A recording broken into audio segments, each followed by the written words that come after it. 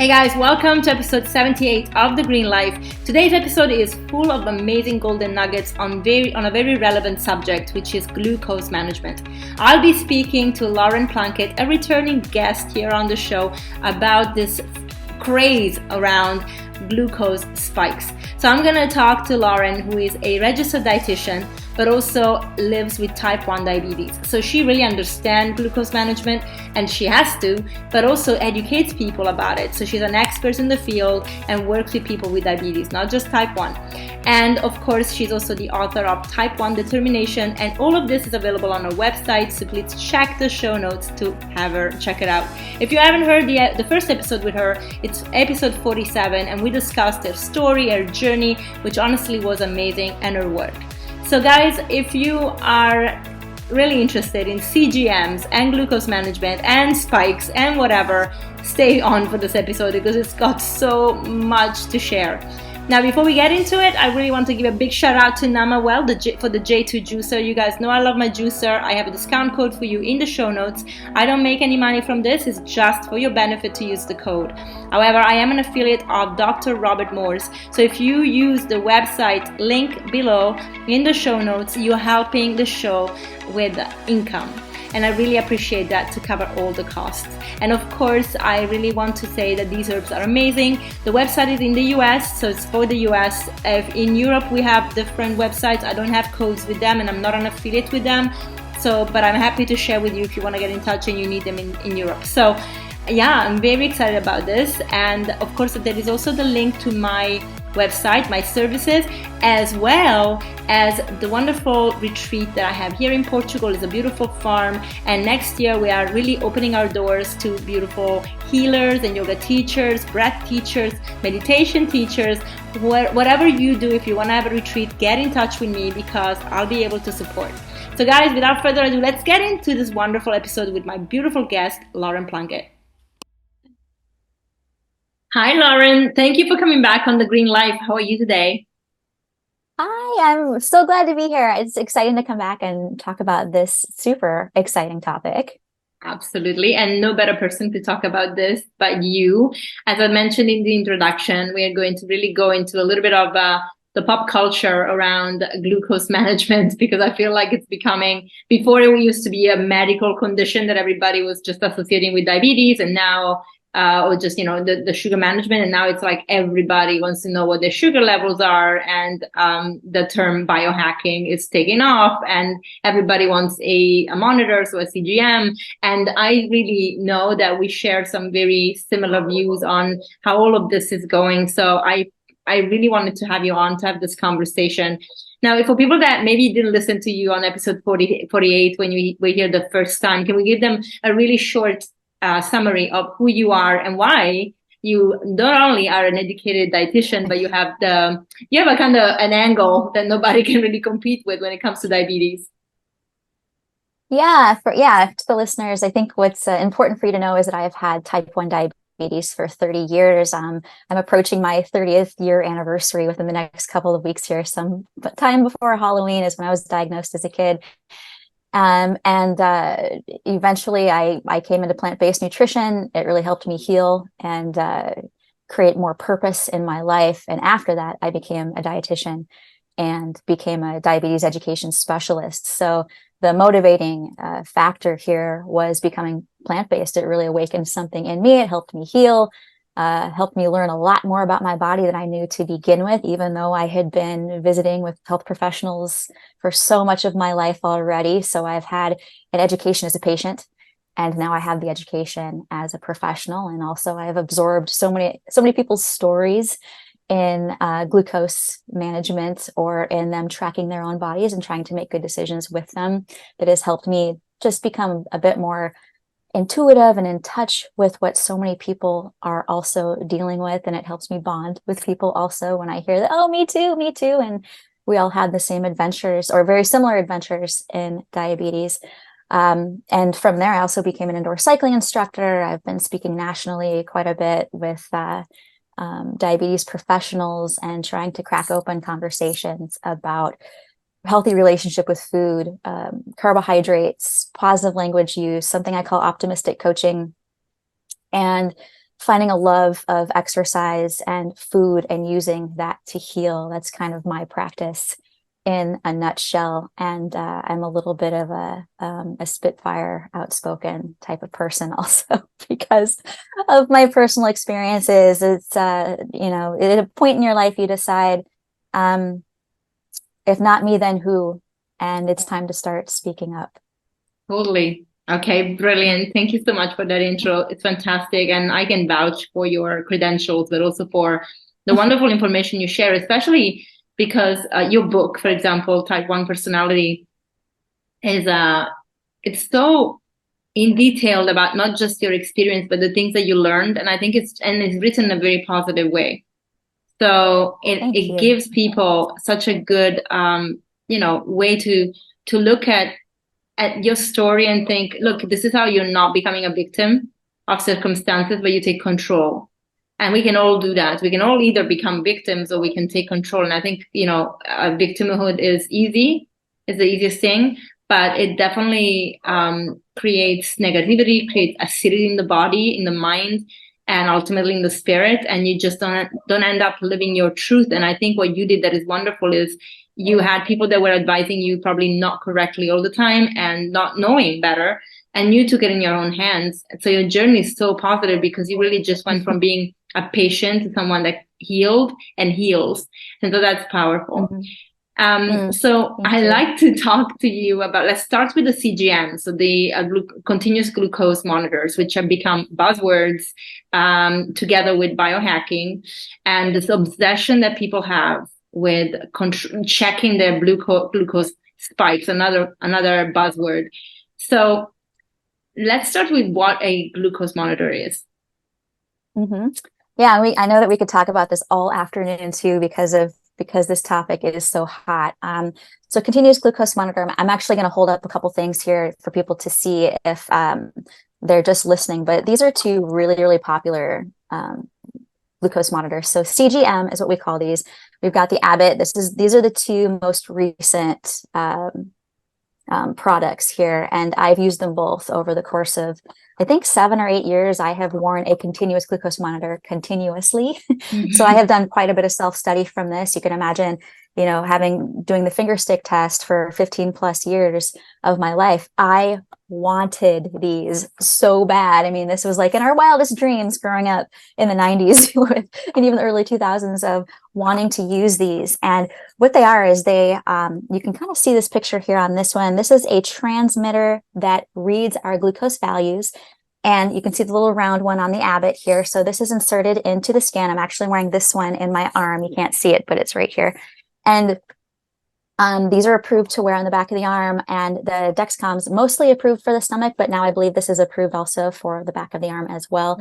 And the best place to go to learn more about these is actually the manufacturer's website. So please do go to Abbott's website or to Dexcom. There are a few more sensors out there. And I also want to let people know I am not paid to be talking about these at all. These are tools that I have used to incredibly help my life. They are tools. They are not toys. They are tools.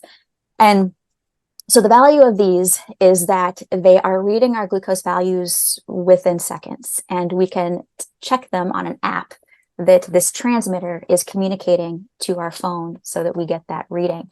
This is placed on the skin. There's a little microfilament. It actually goes into interstitial tissue. So it's not set into the bloodstream, but it can read that tissue. And that is then assigning a number to where our glucose values are in that moment. So that's... Can I just ask a question about that for a minute? Just because this will come up for sure for people and I don't want to forget it. So because this is in the interstitial fluid and not in the bloodstream, does it make a difference to the pricking numbers if you prick your fingers, or is it exactly the same values? That's a good question. It shouldn't be. However, there is always a margin for error. There can always be a 10 to 20% difference between a finger stick test and what the sensor is reading. It's neither one of them is wrong, is really the way to look at it is, okay, there's a difference here. And hopefully that teaches people that glucose is a movement. Glucose values are a movement. And what you're looking at on your glucose monitor, or excuse me, what you're looking at on your app when it's reading your glucose values is what we call a trend line. That trend line is going to roll in range within a healthy range of where glucose values we ideally are going to be living most of the time. They're not always going to be in that ideal range. How we react to those glucose values is what's most important. So when go back to your original question, Chantal, I want to make sure I answered that correctly. So if there is a difference between the readings between the finger prick and the monitor because of where they're placed, where they collect the information from. Yeah, so knowing that we can have this margin of a difference, this 10 to 20%, is if you're looking at your trend line and you see the direction that your glucose is moving, whether it's fairly level and even, or it looks like it's starting to trend up, or it might be trending down, a finger stick test can help validate what you think is happening or the direction that it's going in. For example, when you have type 1 diabetes, you are going to feel a low blood sugar. Most people do, not everyone does. But if you have the sense to be able to feel a glucose value dropping like fast, it's a feeling, right? It's a tense, anxious, maybe it's sweaty, it's hungry, what hypoglycemia is. If for some reason your glucose sensor is telling you that you're in a healthier range, that you don't have a low blood sugar, that is when you want to go to the finger stick test and see and validate, are you actually falling well below 70 milligrams per deciliter? And I know I'm not speaking in European millimole terms here when I say that, but and I actually have a conversion chart, so we can put that up, certainly on Instagram or somewhere, so people can refer to that. But if glucose values are starting to drop lower, that finger stick test can actually help us make better decisions. So we don't want to assume that something is happening when we may not be correct. It's trust your body on that one, and let's take a look for confirmation. Nice. Thank you for that. Okay, you can carry on talking about the CGMs. I just wanted to point that out because I'm like, I don't want to forget about this because I'm sure that would come up, right? No, I think we pretty much covered it because I showed you, both of these products, how you wear them. They're inserted into the interstitial tissue, and you wear them for 10.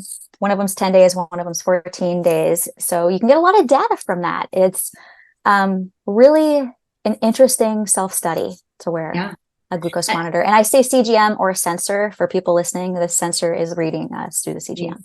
Perfect.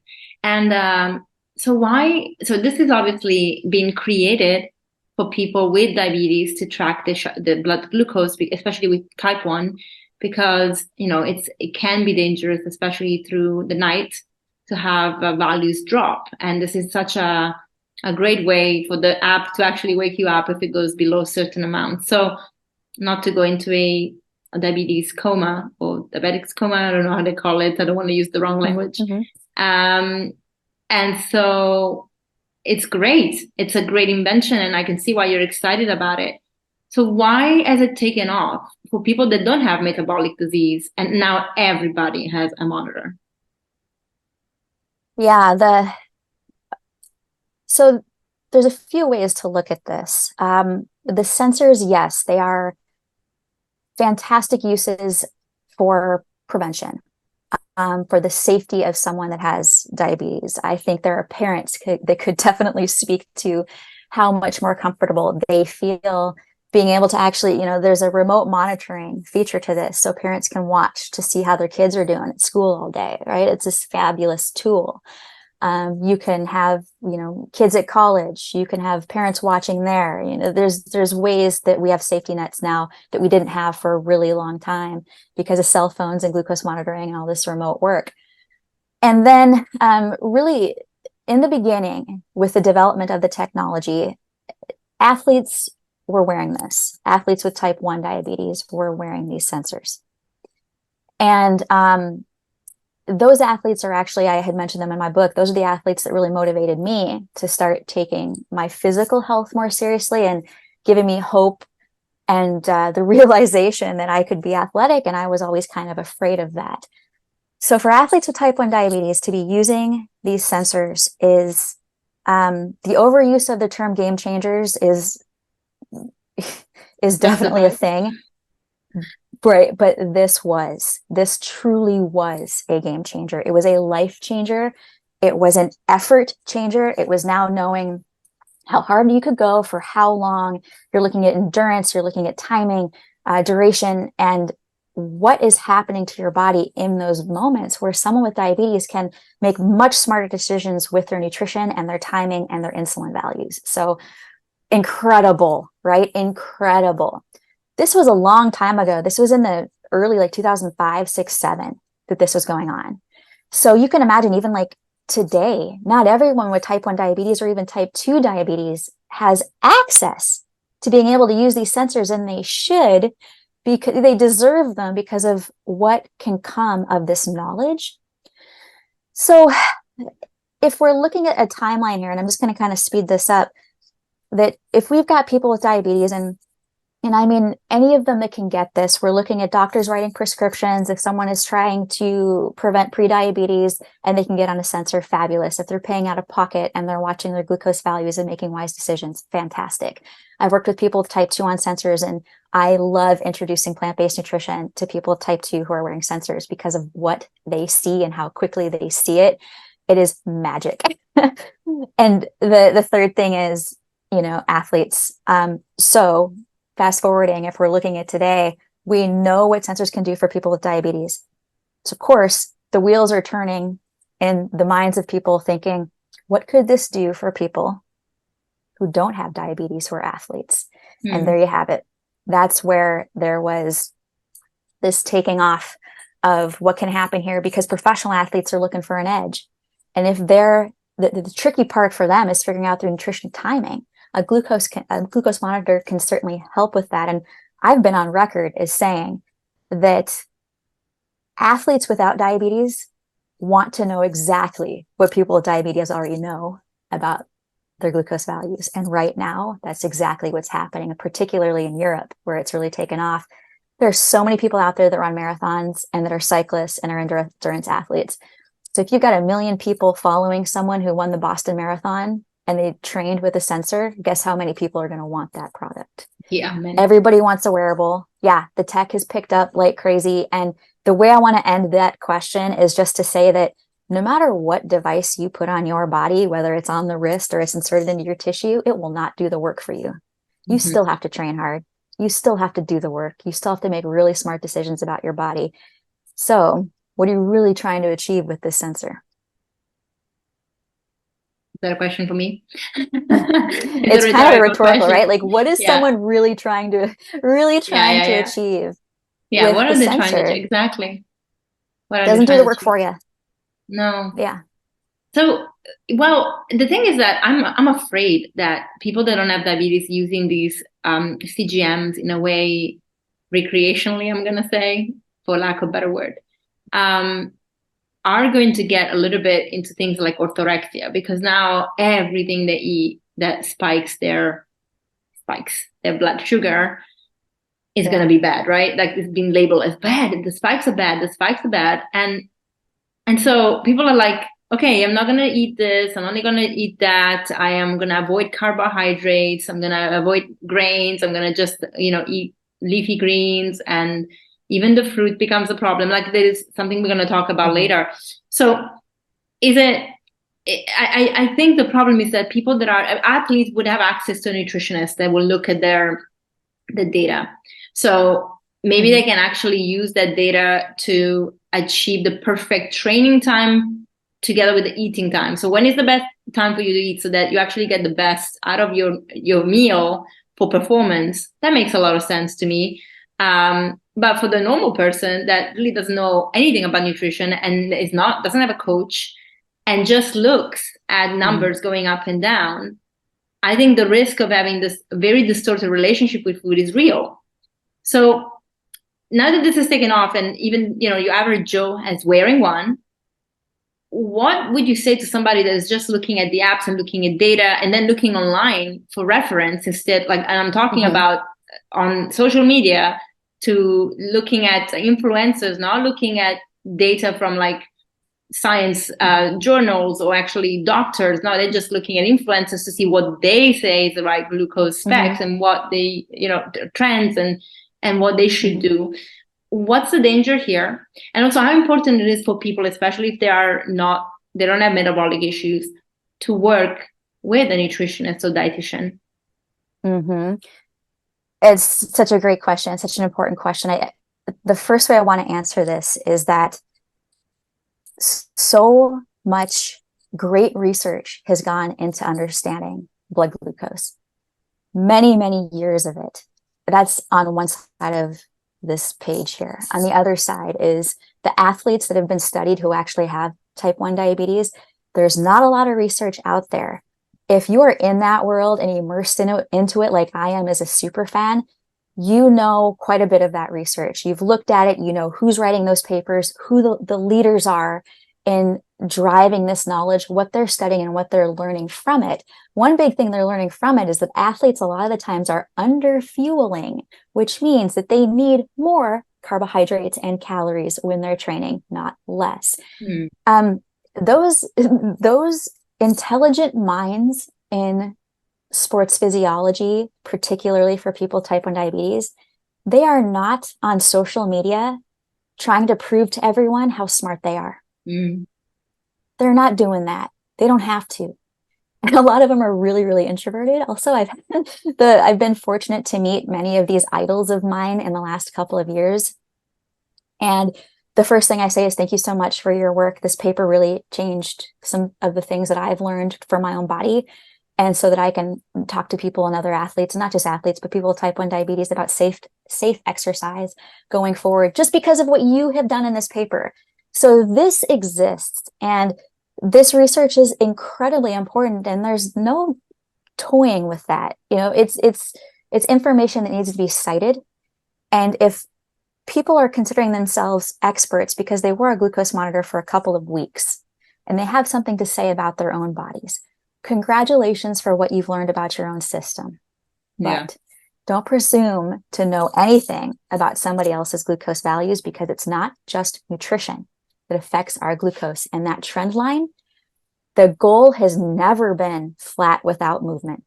Thank you. Never, never, never. There is a healthy range in the diabetes world, we say, between 180 and 70. Now, I know that range is higher for someone with type 1 diabetes, but it's a safety measurement. If we are within that 180 milligrams per deciliter and 70 milligrams per deciliter, 70% of the time or more, we can translate that into a really healthy hemoglobin A1C value so that we know that there's consistency happening. And that consistency, it's what I call rolling in range between those healthy values that really, really matter.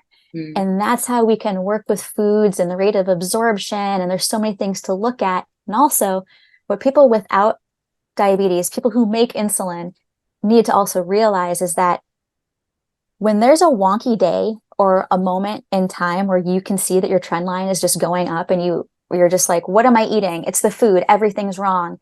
It's starting to get into that mindset is really dangerous. And I can tell you, people with type 1 diabetes are in that mindset all the time. And it's a big part of my work to talk about how to get yourself out of that mindset. Is now I'm afraid that this could end up start happening to people, like you had said, without diabetes who don't need to be thinking this way, but they're going to obsess about these short frames of time when glucose values are starting to move. And guess what? It is probably not about nutrition in that moment. Stress raises our glucose values. We understand what fight or flight is, right? Fight or flight can happen when you sit down to take an exam. You sit down and get nervous about anything. You get pissed off in traffic. Glucose values can increase. I bet mine are going up right now because I'm in a spotlight here. When I give a presentation, I know my blood sugar is going to elevate. So correct language here is actually glucose elevation. Spiking is really not a very nice word to use. It doesn't explain a lot about what's going on. And it also leads people to believe that any type of elevation is a spike. And that is not correct to think that way. In the diabetes world, a spike can be actually really relevant if you, and this is actually a great segue into fruit, and we can hit that later, but if you drink a soda or a whole bunch of fruit juice and you are drinking in a whole bunch of concentrated fructose of some kind, glucose values, particularly on a trend line on a glucose monitor, if you can see it, it is going to go up super, super fast. Now, someone that makes insulin, their body is going to quickly come after this and turn that around so the glucose values start coming back down into a healthy range. For someone who needs to take insulin, it's, oh boy, I miscounted this. I'm going to need a lot more insulin right now to correct this to bring myself back down.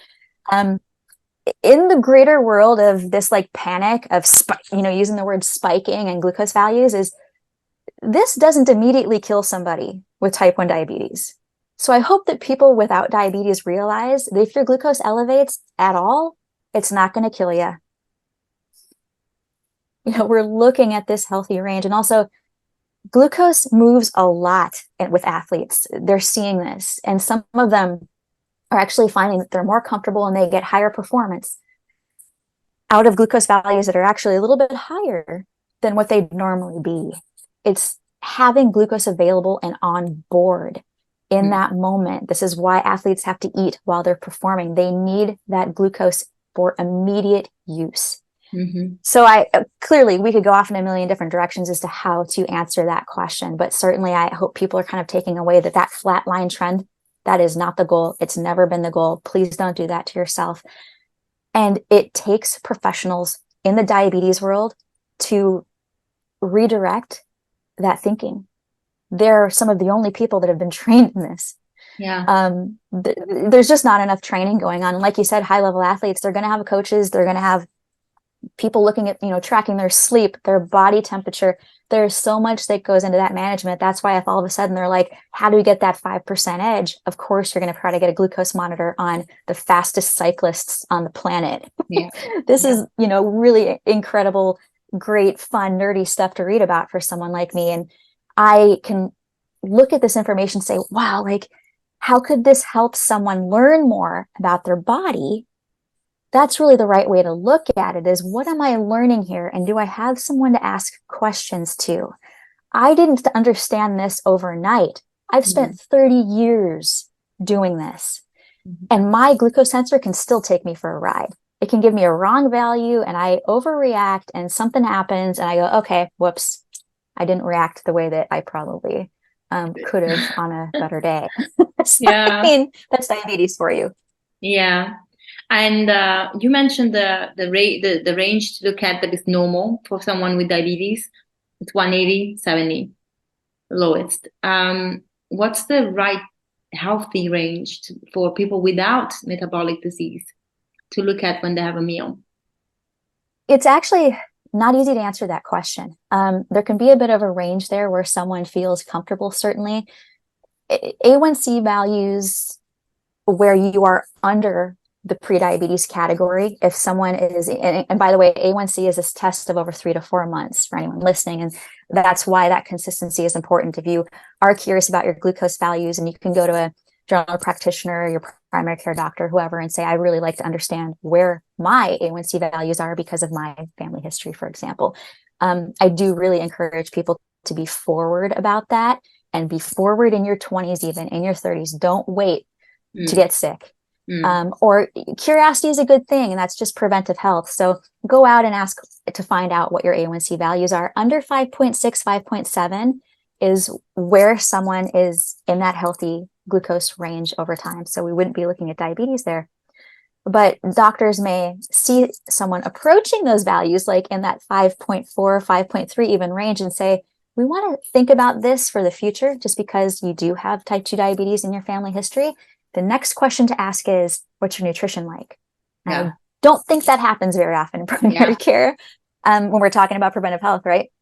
What's your stress level like? All these other lifestyle habits that we really want to focus on for prevention. So the best assessment for someone is to look at that A1C value over time to see where they are, and then decide to analyze their lifestyle habits versus going straight into the numbers and technology and letting that dictate their decisions from there. There's so much that we can do without a glucose monitor that would probably, then if you get a glucose monitor, that's what's going to happen anyways. You work with any dietitian that works with CGMs like I do. And the first thing I'm going to say is, what's your nutrition like to begin with? Because the sensor itself is going to teach us more about validating what's going on with your nutrition. So clearly there's huge importance here to work with a professional that can help you with these decisions. Without an expert in such new technology, you're on an island. You're not going to get what you want out of this, and you potentially could go down a path that's not great for you. Yeah. And this is really what I want to bring home. Work with a professional. Do not rely on influencers online. And I think that a lot of people are doing that. It's become such a trend for people just to look online and think, this person knows what they're talking about when it comes to glucose. I'm going to follow everything they say. It makes a lot of sense. Mm-hmm. And then lo and behold, they are cutting out the good food. And mainly we're talking sugar, because sugar seems to come up all the time. Mm. Now, there's a difference with people that have type 1 diabetes actually seem to be doing extremely well on sugar, on fruit, pardon me, because of the amount of fiber and water in the fruit. And, you have the guys from Mastering Diabetes. I think the founders both do a very high fruit diet, and many others. I mean, I interviewed Dr. Robert Moores, and he's all about recommending fruit for people with type 1. Now, we acknowledge that type 2 can be a little bit different because of insulin resistance. And though fructose doesn't have the same kind of reaction to your body at the beginning as glucose, it can spike your sugar. But again, I really think that we're missing the boat about, first of all, how that affects your body, but also where are you at in your stage, right? Because if you have insulin resistance, it really doesn't matter what you're eating, you're going to see that there is resistance. So your sugar is going to be higher because the glucose is not going into your cells as quickly. So reversing that insulin resistance, I think, becomes really paramount here. And I'd like you to talk about the difference, or what insulin resistance and what insulin sensitivities are, so that people can understand, first of all, what they are, because they're important, but also the common denominator when it comes to any type of diabetes, and sharing why it is important and how you track it in type 1, and also how we see it and how we track it and reverse it in type 2. Mm-hmm. That's great. I like how you started that with talking about fruit, because it blows my mind that this is still a thing. I feel like it fell away and it came back, thinking that fruit is so bad. I'm not quite sure where this even comes from in the first place. But talking about fruit, and also then kind of bringing this into the world of insulin resistance or insulin sensitivity, there's a really great conversation to have here. And to think about fruit in a way is the specific sugar in fruit is fructose, and it actually goes into two pathways. And one of them is readily available into our glucose going into the blood right away. The other pathway takes us to the liver, where it is metabolized into glycogen, which is the storage form of glucose.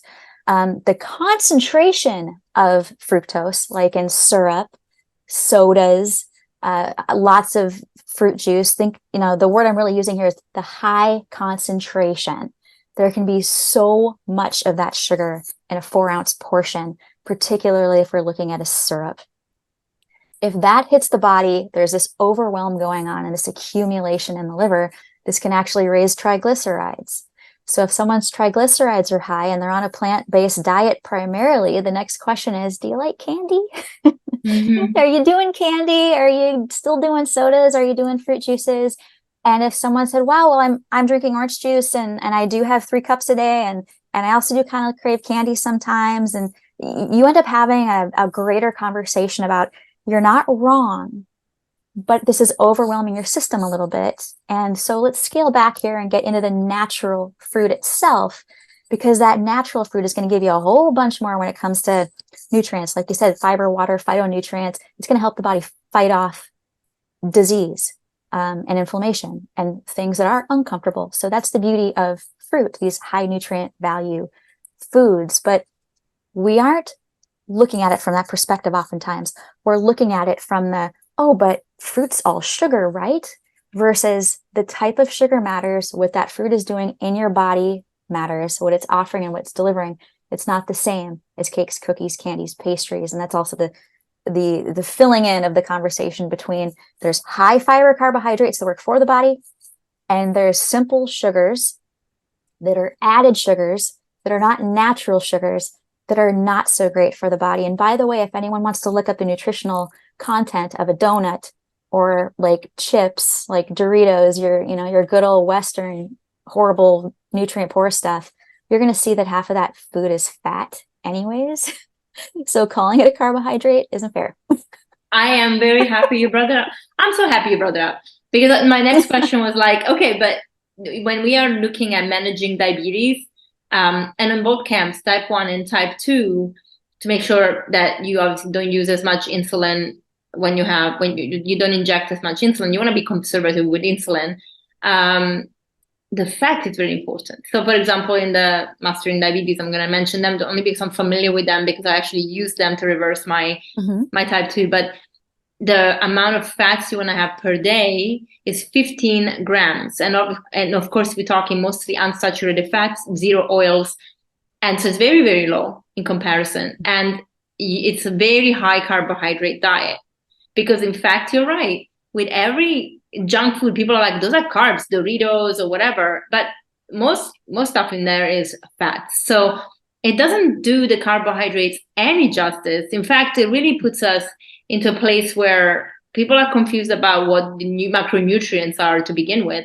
And also then everything is just a macronutrient and not like an actual, okay, what's in this package? Because, it's not just carbs. And so the interaction of two different macronutrients is really, really important. So yeah, thank you for bringing that up. That's really, really important. I really feel like people are so confused.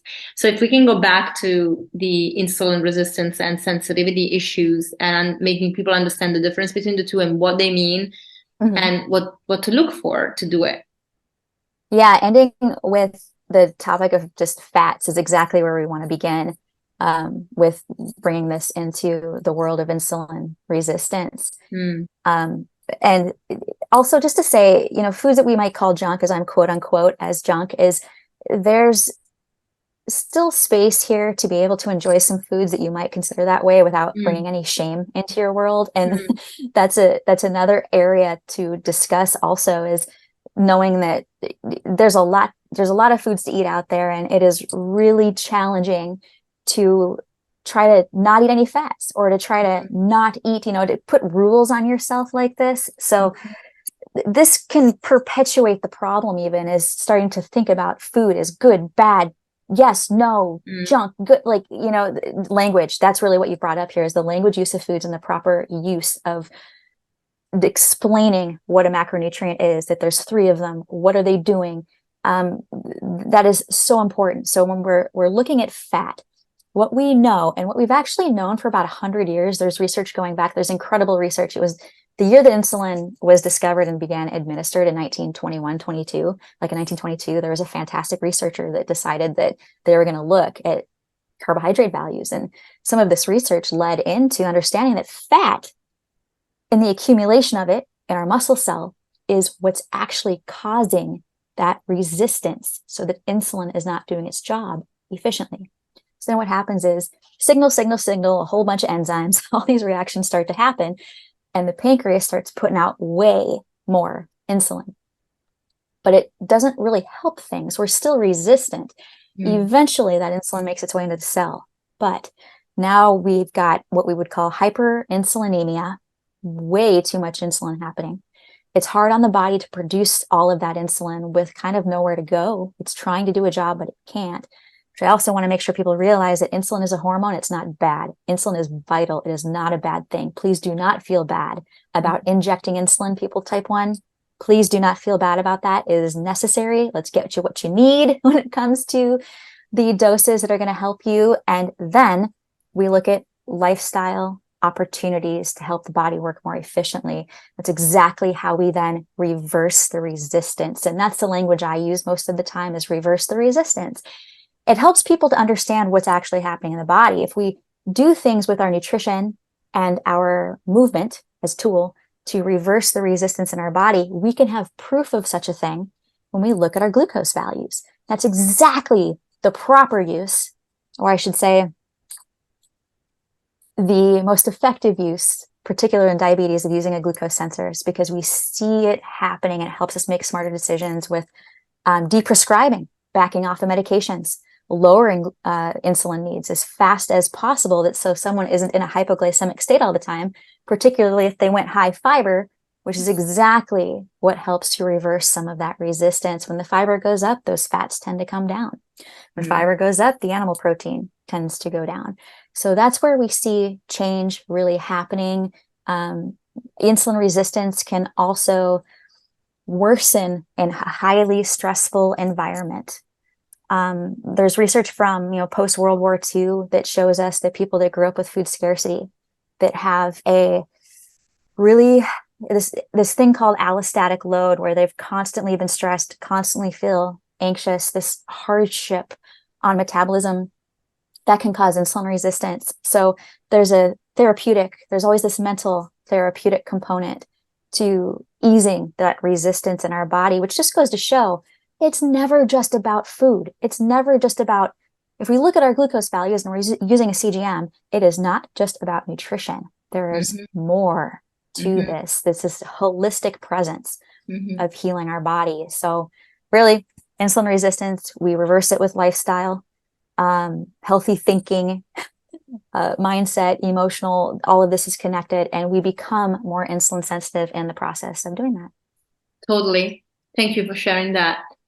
So when it comes to people, understanding that now, what are the tell signs of somebody that has insulin resistance before they even go and get their blood work done, but they're wearing a CGM and they're like, these numbers. Is there a place where they can start questioning and maybe say, maybe I should go for my blood test? Like if they're wearing a sensor and they haven't had their A1C tested? Yeah. Kind of a thing. Well, the nice thing is the sensors themselves within the app, there is some data that goes to show us over a 7-day time, 14-day time, 30-day time, 90-day, and it will give us some idea of what our percentage is. It's very similar to A1C. It's got a different name to it, but it gives us some idea of what is happening over time. So if that seems to be above range, meaning above that prediabetes level, looking at getting closer to 6% even, that is certainly a flag, and that's something to look at. Really, at any point that you could be tracking your glucose values on a sensor and you have not spoken to a professional first, is if anything catches you off guard, please have someone that you can go to as a professional. But this is just talking in a circle before you even get on one. Yeah. You've got to let someone know. You've got to have some blood work done. You really need to know something about your body. Is this starting point? Otherwise, you're flying blind, and you're going to think that the food is all you have to focus on, and it's just not. It is not just about the food.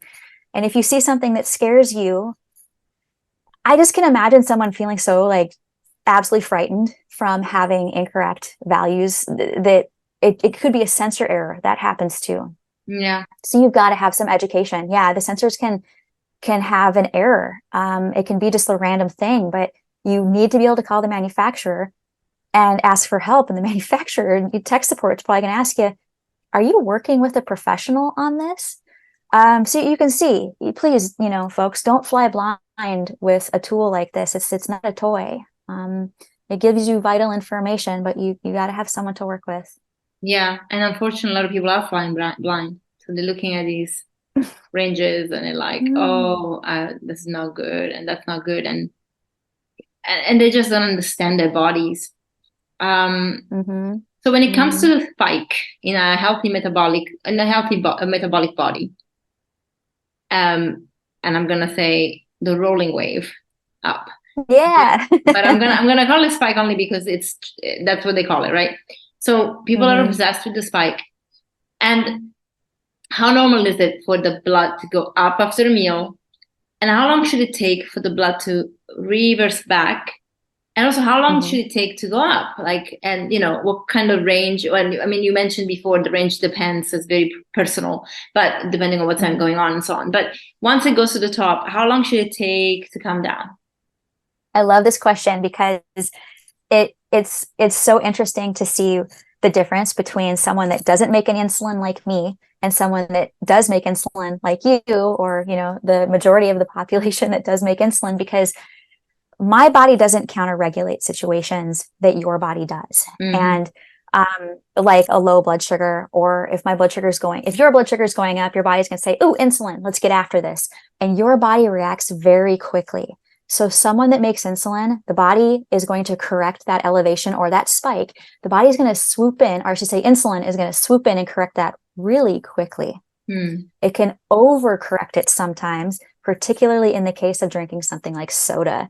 It could potentially overcorrect, and then blood sugar just drops super quickly. That's why if we want to help to improve someone's metabolic health, the first thing that is to me, it's one of the rules, and I don't have many rules, but one of the rules of metabolic health is soda is an absolute no. Yeah. It just pounds the body in overreacting to trying to correct this. It's kind of a poison, this poisonous stuff going into your body at a high concentration. There's dyes in it and all these other things, preservatives and whatnot. But yeah, most people know about soda, I would hope. And they can feel the effect of soda in their body. You can almost feel that surge of an elevation. If you make insulin or you don't make insulin, you're going to feel that surge happening. And that surge is the elevation of glucose values, and also the insulin coming and going, whoa, we need to fix this right now and compensate for that. So clearly, yeah, you make insulin, your body can correct things really quickly. My body takes time. So that's why what I do, and I take multiple daily injections. I'm not on an insulin pump. The multiple daily injections is a long-acting type of insulin. It's always this 24-hour background insulin working. So if I don't have any food on board, like all of us, we always need a continuous amount of insulin in our body all the time to help maintain our glucose values. So that's why I have long-acting insulin on board. But also then I have a pen, and this is my fast-acting insulin that I will use taking this before a meal. And so we want that fast-acting insulin on board before a meal, because it helps to buy us time to minimize the elevation in glucose from eating, because blood glucose will always elevate when we eat. It's the nature of the body. We do need a little bit of insulin, certainly for carbohydrates as a necessity, because that's an immediate supply of glucose that powers our cells, because it's our number one energy source. Now, for fats and proteins, here's where the great conversation happens, is in the fat and the protein. If we go straight to particularly animal fats, here's what people can see on a glucose monitor that is so telling of insulin resistance, or the accumulation of insulin resistance potentially happening over time, is that it can look like glucose values aren't really moving from a high fat meal. Like if you're just eating just a whole bunch of cheese and jerky, you might see that glucose values aren't really moving, but over time, they are going to do that. They're going to start elevating. Someone with type 1 will often see, like, let's say they eat cheese pizza. There's kind of this cheese pizza example that always goes on for kids, is they'll take the insulin, they'll take their fast acting insulin before they eat, and they'll eat the pizza, and they'll actually see that blood glucose like plummets. It comes down really, really fast. And it feels like, oh my gosh, like my glucose is going low right now. Why? I ate, I calculated everything. I did this right. Well, here's the deal with fat. I think of it as a sludge that gets in the way of glucose absorption. So you've got this cheese coming in, and it's kind of slowing down the absorption of that glucose to hit the bloodstream. So insulin is starting to absorb, and that's what's causing glucose values to drop. In the meantime, that cheese starts to absorb and kind of clear out of the way. By the way, this is about a 3-hour window of active insulin for someone that injects insulin. And once that cheese gets out of the way, your insulin's already in. Now it's cleared the system. So we're getting post 3 hours, and all of a sudden there's this bounce. And that's when you see glucose values starting to go up, and you wonder, how the heck is this happening? Yeah. And that high concentration of fat, it's super inflammatory. It's not great for the body to deal with. We don't have a insulin dose for feeling bad. There isn't something to look at there. It's just look at the glucose values, certainly, and react to them with your insulin. But over time, that high fat cheese, that high fat jerky, and depending on the person, it might not be super high fat. It might be just this continual amount of animal saturated fats or oils. It's the quality that's happening. Let's say you're really not getting a lot of fiber, which is pretty consistent with people not getting enough fiber to help move this healthy stuff out of bring the healthy in and move the unhealthy out, which is really what fiber does. Yeah. But so if you're low on that, you're in the absence of a strategy that's going to really improve your metabolic health. So in the meantime, if you're not eating the fiber, you're probably eating a lot of fat and protein. And what Americans do in particular is they're doing it through animal protein. And this is why we have an epidemic of high glucose values and other chronic conditions like heart disease. It's the number one killer for people that have diabetes, really, is the heart. And if we are just going to throw medications at something like this, we are missing the biggest blinking light that has ever occurred in human history. Get those fats out of your system and just get the proof that you need. Honestly, give it 4, 5, 6 weeks. And it doesn't mean go down to 0. Certainly, we've got healthy nuts and seeds and avocado and fats in the omega-3. It's still very important. But the animal fats are not, our survival is not dependent on eating animals. So I always encourage people, find out what would happen if it changes your life for the better. Yee-hoo! Yeah. That's the worst that could happen here. You know? Totally. That's a very good scenario. Even the worst scenario is a good scenario. Yeah. Beautiful. So can I just talk about juices for a moment, though? So I am interviewing a lot of people that drink a lot of juices, and some of it are they are fruit juices, and they might just only do juice cleanses, but with these juices of fruit that are freshly squeezed at home, they don't seem to see these crazy spikes. They just see like the body's absorbing everything and working with it and working properly, and insulin is doing its job. They don't see these massive spikes. Is it because in their juices cleanses there is no fat and they are just having those carbohydrates and there is just space for the body to do its job? How do you think that could work? Yeah, it's a good question. I would need to look at someone's overall intake to kind of assess, what's really happening here, particularly if they're using a glucose monitor. That's certainly something to look at, what's happening. I would say that high nutrient value here is a big deal. The body in general is becoming really sensitive, super nourished. And if this is void of added sugars, we're just working with the fruit itself. I also am curious, juicing a lot of time, there's going to be kale in the mix. There's going to be some leafy greens also. So depending on how much fruit we're actually using, there may actually be a balance there of a vegetable where we're not seeing an addition of sugar. So we'd have to look at the content of that juice in itself. Does it have 30 grams of carbohydrates? Does it have 90 grams of carbohydrates? And also, how much exercise do you get? I see this in people, and I see this in people type 1 who present as very insulin sensitive. I've every time I meet an athlete who's a triathlete who has type 1 that talks about being super insulin sensitive, and I'm like, your nutrition is super important. You need to eat like 4,000 or 5,000 calories a day, but come on, your training is unreal. Your training is what is also part of your insulin sensitivity. So yeah, you're going to need to eat 100 grams of carbohydrates every couple of hours probably to sustain your performance. However, athletes also, because they need more calories, they're going to just be taking in more fats and using them than the general population. This is like another reason why when we see professional athletes using glucose sensors, that we kind of don't know what we're talking about a lot of the time. In a layman's world, they have so many resources. They're superhuman to begin with, and they're going to wear a glucose sensor and they're going to learn things to do in a micro world of management that they're looking at to improve their performance. So anyway, generally speaking, for human beings to put a glucose sensor on when they're idols or professional athletes, there's a huge difference in what we're looking at and what we're trying to achieve here. So yeah, so with juicing, it would be, what's the bigger picture there potentially?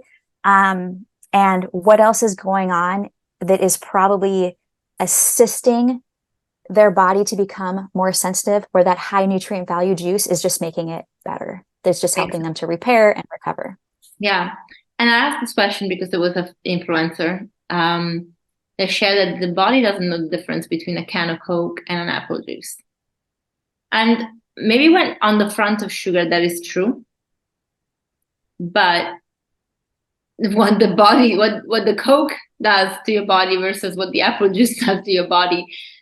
It's a bit different. And It's yeah, it's very different. so different. So yeah, your opinion on that? Well, and there's a couple of ways to look at this. As I had explained in the beginning, there's a couple of different pathways that go on here. And we could look at this in very simple terms and go, oh, well, fructose is fructose is fructose. Well, a carb isn't a carb isn't a carb. That is not how carbohydrates operate here. There are nutrients in that juice, even if you're drinking the juice. Now, if you're having a 4-ounce portion of orange juice and you're having this in the morning with a high fiber toast, you are maybe having, let's say you've got a dairy-free cream cheese, or you're an oatmeal person and you've got berries in there and you've got this low-fat meal that's going to help you absorb any of these sugars that are absorbing fairly quickly, like an orange juice. There's a timing that goes to this, and the timing actually may be more important than trying to say that the body doesn't know, that the body knows everything. Our human brain gets in the way of most of the time with this stuff, and also depends on where the study came from, who's referencing this, and also how they're wording it. I think people have good intentions to try to explain things so simply, but it sends the wrong message to think that fruit juice has anything in common with a can of Coke. Yeah. Come on. You kind of catch me on a tripwire here with just my emotional reaction to something that sounds so absurd. It's just, we have to get more rational than this about food, the source of our food, where it's coming from. And we don't have to get so deep down into the depth of the science of it all either. But if we look at it from the front here and comparing that fruit juice to something that can like clean a carburetor in a car, I know that might be an old wives' tale, but I have heard that soda cleans out an engine. So like, I also heard, no, I've seen that it turns coins into a different color. So yeah. So yeah, just getting back to it, there's different types of juice. You're going to have a higher concentration of, fruit juice. So like if it takes 3 oranges to make, I think it takes way more than 3 oranges actually, but if someone is juicing with fresh fruit to make 4 ounces, is something for people to think about in this way, as far as healthy portion sizes go, is would you ever sit down and eat 3 oranges at a time? If you wouldn't, you'd actually feel really full. Your teeth might be kind of uncomfortable. It's a lot of fruit at one time to just sit and be eating, that you may not want to drink it in that type of concentration at one time. And certainly if you have diabetes and you're watching your glucose values, just be aware of that is going to hit your body really, really quickly. So just think about it for a second. And also the morning is when glucose values tend to elevate the most. It's nature that we do that when we elevate with going up with the sunrise. And that may not be the time of day to have fruit. It may not be. Or if you're able to work with it and you can do something that is lower in natural sugars like a berry. So bananas, grapes, there are fruits that have a higher concentration of their natural sugar that may be more effective for you to be using before or during exercise, because fructose absorbs so quickly. That's why I recommend bananas, grapes, and dates for athletes. You're going to get a really quick effect if your glucose is starting to drop. So get those foods in your system and you're going to see something happen really quick. Yeah. So learning how to work with fruits, it may be have a half of an apple, and let's just make sure you're comfortable with what your glucose does when you do eat it, and make sure that you're also eating it with other foods that may be able to slow down that absorption. So that's how we put someone into a healthy frame of mind with eating more fruit. It doesn't do the same thing to everyone. It's not created equal. And think about insulin resistance, right? If we start thinking that fruit juice is the same thing as soda, what does that mean to someone that doesn't even know they have insulin resistance, or someone who's also really extremely, or someone on the other end of the spectrum? It simplifies a huge topic a little too much. Yeah, totally. Thank you for clarifying that. I mean, I've seen both camps. I'll be honest. I've seen people that just do mono meals, lots of fruit. They're super healthy. When they go for their blood test, their blood test shows that they're perfectly healthy. But then again, they don't eat a lot of other stuff. So I think the body can definitely manage the fructose and the glucose from the fruit and be okay with it, even if you're having a massive meal of like mangoes or whatever. But I don't think it's really going to work for somebody that has a standard American diet and then adds a whole bunch of fruit at some point in their day when, yeah, you know, you have a lot of fat in your diet, you have a lot of fat in your body. And also, do you exercise? Do you have this sort of fat? Like, there are so many questions to ask. And I think they play a big, important role in how we metabolize our glucose. So that's very important to know. And I know we already chatted for almost an hour, but I wanted to know your opinion on hacks like apple cider vinegar before a meal, because people that are sharing that are sharing their photos of the glucose monitors apps that they have, and they show that there is a difference when they have the apple cider vinegar before versus not, in how quickly the blood will go up and how much. Thoughts? Well, I think I want to start by saying that it's really unfortunate that we're finding truth in social media where all we do is see a picture and we think someone's an expert at something.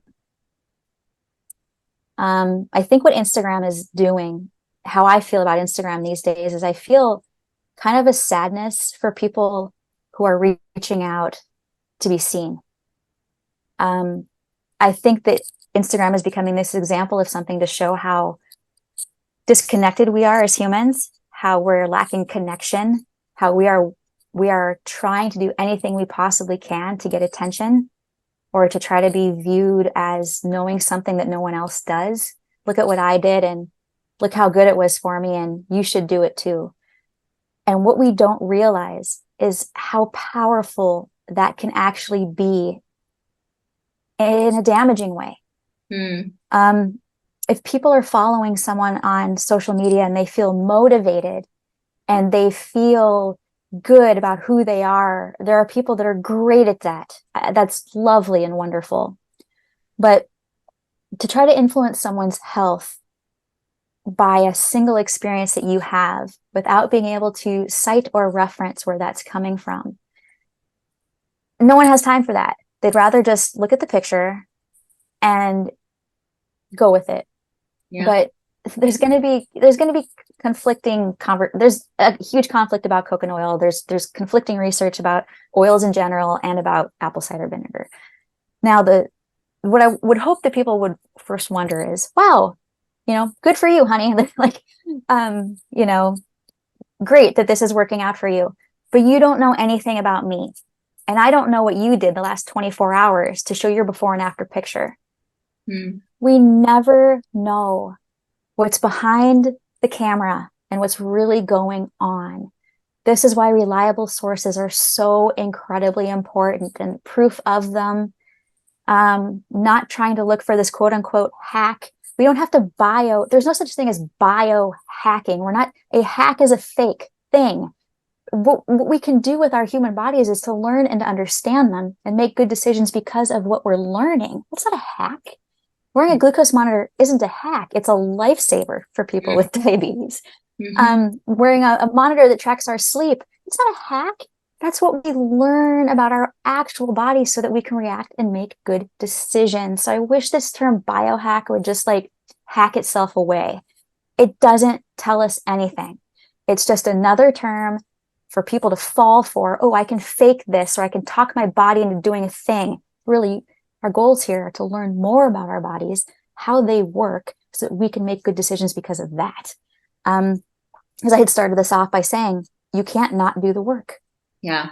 Anything that you learn from your wearable is going to teach you how to work smarter, harder sometimes, more efficiently, how to leverage who you are, not change something that's not going to come back, like something that's going to fade away with time. Just like every diet out there that's fad. So I certainly don't want glucose monitors to turn into a fad. They won't. They're too valuable and it's evolving too quickly. But knowing how to use them and being able to see these things is, a hack isn't long term. So let's think long term here. Totally. And have you noticed any particular food that has been demonized by this CGM use of healthy people, that they are, aside from the fruit, that they've taken out? Well, I certainly I don't pay attention to a lot of the things, the conversations out there that don't serve me. I think that I've done as well as I can to purge some things out of my feed that would otherwise, affect my attitude kind of negatively, right, throughout the day. And that's another thing that people can think about is go through a little purge on your social media here if you're seeing too many things that don't help you feel better about yourself. Or if you stop scrolling and you feel bad, okay, now is time to reflect and get that stuff out of your face. Yeah. Of course, it's going to be what concerns me, not just, by saying work with a professional, that is the right thing to do. But I will also tell you that not every professional out there knows what they're dealing with glucose monitors. They haven't been through the training of this. Dietitians maybe that are entry level that are getting picked up by certain companies that just want to sell these. As I'm shaking a glucose sensor in your face, Chantal, it's like, there's so much behind all of this. There's so much motivation for certain companies trying to sell these glucose monitors that knowing who you're working with is it's super, super important. Yeah. I'm going off on a bit of a tangent here, just thinking about this subject, but ask me your question one more time so that I make sure I get back on it. Well, no, it was just really, what food people are avoiding now to not have spikes. Is it the carbs? Are they looking at all carbs? Is it like potatoes? Aside from the sugar that have been clearly demonized, what other food do you see? I mean, if you're not looking at social media, you don't see trends. Yeah. It's probably a little bit hard to answer. But this goes back to my question about the fact that I'm seeing a lot more orthorexia. And it's worrisome because, is this really affecting people that want to perform better? And so they're trying to change the nutrition accordingly. Fine, nothing wrong with that. You're testing something. Or is it really creating an eating disorder? Yeah, that's why I went in the direction of dietitian, because if you are looking at glucose values, let's see what happened 2 hours after you ate. Oh, it looks like blood glucose went up. Well, the rate of absorption matters. How much they went up. Did they come back down into that healthy range? Did blood glucose go up and come back down? That's the nature of the body. There isn't something that we have to change there, because what we're not trying to do is correct something that doesn't need correcting. Yeah. And if every time glucose values increase and we say, well, the only thing that increases glucose values are carbohydrates, that's a very short-sighted way of looking at it. And it can also create a really serious problem with someone's understanding and the value of what carbohydrates do in the system. Now, I know it's hard for people to wrap their minds around how high carbohydrate diets that are low fat can be reversing insulin resistance. I know that after years and years and years of being conditioned to think that carbohydrates are bad, that even just hearing that is something where people just want to cover their ears. Oh my gosh, now don't tell me this. I completely get that. But we've got the research, we've got the proof. I know. And if there's anything that we know from continuous glucose monitors that I can attest to with my own body, it's that high fiber, high nutrient value, lots of plants, they sensitize the body in a number of different ways that affect our glucose values more than just nutrition. So if we look at the nutrition and we think that because glucose values are elevating, the carbs are bad. Well, on high fiber nutrition, we go up and we roll in that range. We tend to have less of a higher value of glucose to begin with. Yeah. And then we start to decrease our insulin needs because of it, because we're becoming so much more sensitive. Yeah. That's the value of the type of food. The type of carbohydrates really matters. So I think that the demonizing could happen when people think that all carbohydrates are doing the same thing, and they're grouping them. They think that, beans are not donuts Beans are not candy. Beans are not the added sugar. Carbohydrates that have this natural amount of glucose, well, a lot of that is fiber. So we don't want to demonize these foods. They are the solution. We have to be able to know the difference. I have a free download on my website that people can grab. It's a grocery list that's high fiber. And that right there, I think the grocery list is a great place to start. It will help you realize that these foods are helpful. I'm speaking from experience and I'm speaking from evidence. So that's a great place to start to kind of come into the comfort level that you are growing into because of the discomfort that you're growing out of and the unlearning that has to happen a little bit in a world where we've really been looking at the wrong research or something. We've got all these references in diabetes. It was never anyone's intention to do harm, certainly going back 30 years when I was diagnosed, to teach people that carbs are to be limited. It was the language that we were using. It was the type of research that we were looking at, and we just missed something huge, and that was the plants. Yeah, because I think we always pigeonhole things instead of looking at the bigger picture and looking at the holistic picture. And this is why things like ketogenic diets can seem to work at the beginning and to do okay for people that have diabetes. But as you said, a high-fat diet eventually will actually bring that glucose higher and higher and higher, because now you're accumulating the fat in your body. And are we really meant to eat that way? Because, I mean, we live with frugivores, if you want. We live on carbohydrates, like our friendly primate family. And I think we just forget sometimes, right, that we have that digestive system to work with glucose, and we try to eliminate as if it was bad. And again, I think, language is definitely important.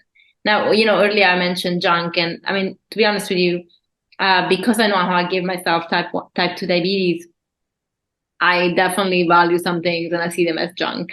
And and so, I'm like, this is not good for your body, especially because I wasn't eating it as a treat. And that's something to really point out to people. It's what you do every day that matters. It's not what you do sometimes. Occasionally, you will have some food that is more unhealthy, less fiber, more fat, fried, whatever. Okay, you'll get away with it because the body's that resilient. But when you do it every day, as it's part of your lifestyle, that's when the problem arises, right? Yeah, and it can be easy to miss. You get used to that feeling, when we're, from looking at thousands of food records over the years, I know that there's certain things that I'm looking for. I'm reading between the lines of what someone's habits are with food, how they make their selection, what their lifestyle is like, meaning like their job, are they commuting? A food record tells me a lot that someone that's even, been looking at their food records, they're going to miss, or they're not going to quite see it. And you start to look at these things and you go, over time, and I'm circling some foods to them, over time, these are the foods that are most likely impacting your health in a way that gave you the glucose values that you have today, or is showing that you have high cholesterol, are showing that, you're telling me that you don't feel good. Well, these are the foods that are probably contributing to your energy tanking. And on a daily basis, you continue to push through that discomfort, because that's what we do as humans. We push through that stuff. And oftentimes we're eating foods that just continue to mask the real thing that we need to address. Yeah. So, right, quality of food is a big one, but it could be, why are you choosing to eat, this particular type of food almost every single day around 4 p.m.? What's that about? Yeah. And then you start tapping into, tapping into all kinds of things. Yeah. Emotion and talk about something that doesn't show up on a glucose monitor is emotions. And oh my gosh, they are there. Yeah, they're there. I have to tell you a story. It's the funniest thing that stayed with me. I did a little stunt as a last year because I was studying holistic nutrition and I had to make some money. And so I was working with this company that made CGMs. And I was only doing weekends, and I had this guy that wrote, and it's like my blood glucose has gone up all of a sudden. What do I do? And I'm like, well, what, send me some screenshots of, I'm going to look, but what is your concern, you know? And like, yeah, but I didn't eat anything. I'm like, okay. And then I'm like, did something happen? And he was like, yes, my girlfriend made me really upset while I was in the shower. I'm like, I think that's it. Isn't that interesting? So imagine if you are using a glucose monitor and you have no one to look at it with you that is really an expert at glucose values, at assessing glucose values, and you have questions like that, right? Like you need someone. You're not going to ask yourself that necessarily. I will do that. I will know, particularly during teaching indoor cycling classes, the adrenaline effect. Yes. I know what's going on. And when it's so hard to beat yourself up over things like that too, is if you see something and you're like, God, I could have avoided that, or how did that happen? Or is it hurting me? So yeah, these are all great questions, right? Like this is the observation that's important. And this is why glucose monitors are fantastic. So, you know, to continue to just beat this lesson into the listeners, right? Drill this into the listeners is to, I'm available. You got questions, send them my way. I don't want people to feel, you know, I'm one person, but I don't want anyone to feel like they're on an island with this. And I don't do a lot of like Instagram advice, because I think it's so individualized what we do with our bodies, especially glucose. Like our blood is the essence. It's what we live on. It's really important to be able to make smart decisions based on the evidence of what we've collected from reliable sources. It's the thing that we have to do when we're playing with our blood glucose values. Yeah, totally. I think it's a great place to end the conversation. And of course, every single link to your work will be on the show notes. And you know, Lauren, if anything, you should really share these kind of videos though on Instagram, where you talk about why it's really important for people to work with you when they're trying to use these tools. And because we don't want to demonize the tools either. I mean, I think it's admirable that people want to find what makes them healthier and how their body works and respond to things, but they have to have support. Just getting a monitor, getting an app, and then freaking out and going on social media and looking at some influencer, it's just not conducive to good health, and especially when it's not personalized and we're all different. I definitely remember one of the things, yes, I was eating a junk vegan diet, but I also was very stressed. So I woke up in the morning with just zero energy because my cortisol was pumping so much through the day that by the time, and through the night, I didn't sleep well, that by the time I got up, my adrenals were like, oh my God, we have to start again. You know, it was intense. And, you know, if I went to a doctor, all they would have looked at was your blood work and not actually looking at the whole picture. Thankfully, I was lucky because I can just look at my blood work, but also I have a naturopathic doctor, and he knew my health history and what was going on. So we looked at everything, and it's like, you know, sure, the diet definitely contributed to how you're feeling because you're looking not very good, but it's definitely, it was kind, very kind, because I was looking terrible, but definitely the stress, like you're not managing stress, girl, you know? This is crazy. I'm willing to believe that you're intuitive, and I'm willing to believe that you being intuitive almost was an early catch for you, because you were able to stop and assess and know, I got to do something about this right now. And to be able to even read that, like, I'm stressed all day, all of this, my hormones are totally taking me for a ride here. And that's something we didn't even talk about, is glucose values with a menstrual cycle. Yes, that's a whole other thing. We should do an episode on that, because I think a lot of women will benefit from that, especially as we go towards menopause, talking about menopause and sugar and insulin resistance becoming an issue. And I see a lot of influencers again, even doctors, I must say, not just influencers, but doctors that talk about eliminating carbs when you get towards. And I think there is something to say about some grains. I'll be honest, I've noticed that my body doesn't really work well with the grains I used to have before. So I have to be careful, and I tweaked it. But my diet is still high carb. Like I will still have the sweet potatoes. I have plenty of veggies and fruit, and it's working really, really well. But I noticed that I had to remove things like rice. Yeah, I can have them occasionally. We go out for sushi. I'm enjoying it, fine, but I can't have it like I used to have it before. That was like part of my every meal. So, recognizing that our bodies are changing, but also I think it really is important to understand glucose through cycle and menopause. And so we should definitely do one episode about that, because women will love it. I think they really all struggle. There's no information out there. As I was going to say is I wish that there was more research to be able to reference. I think the safest thing I can say is that I probably spend half of my month with insulin, my insulin intake that's just adjusted to my cycle, which means half of my life so far is determined by my hormones. My hormones are determining my insulin values for half of a month. I know how to work with this. Yeah. But not everyone does. And I really hope that women ask or give themselves some forgiveness for not always being able to pick up on this. We don't have crystal clear answers or understanding as to do exactly this when you're in this cycle of menstruation. We don't have everything crystal clearly understood at that point. But certainly nutrition wise, there's a big conversation that we could have related to that. Yeah, totally. Thank you so much. It was so nice to have you back on. Well, I'll have you back on again. We're going to definitely do that episode. So, and we're not going to wait a year or 9 months. So yeah, we'll definitely plan that. I think it's going to be amazing. And Lauren, as always, such a pleasure to have you here. And I wish you a great evening. Thank you. You as well. Thank you. Bye. Lauren, thank you so much for being on the show, and thank you everyone for staying on. I hope that this conversation lifted some stress off your shoulders if you are one of those people using CGMs and freaking out about spikes, and really try to learn about metabolic health and what it really means for the blood glucose to go up and down, what's normal, what's not. Work with a professional, because we are not just following a parameter that applies to everybody, first of all, but also we're creating a lot of stress around numbers, and I think people are freaking out for nothing.